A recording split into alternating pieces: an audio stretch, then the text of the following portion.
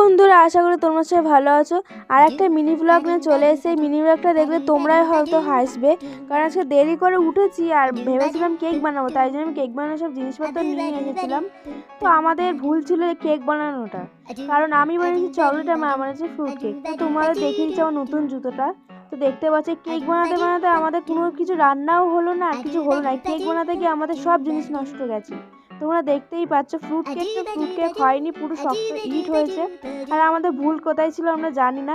এই গ্যাস কত নোংরা হয়েছে দেখতেই পাচ্ছ। আমার মা তো রাগে বলছে আমি জীবনেও আর কেক বানানোর দরকার হলে কিনে খাবো।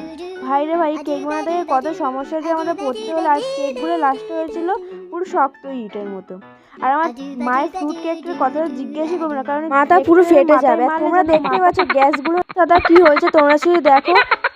প্রায় 3 ঘন্টা ধরে গ্যাস জ্বালে গ্যাসটা নষ্ট হয়েছে, তার কোনো কাজও হয়নি। তোমরা দেখতে পাচ্ছ বাটির গায়ে পুরো সাদা সাদা জমে গেছে। আমি তোমাদেরকে তাই জন্য দেখিয়ে দিচ্ছি, দেখতে পাচ্ছ। এখন আর কি করবে, কেক তো হলো না।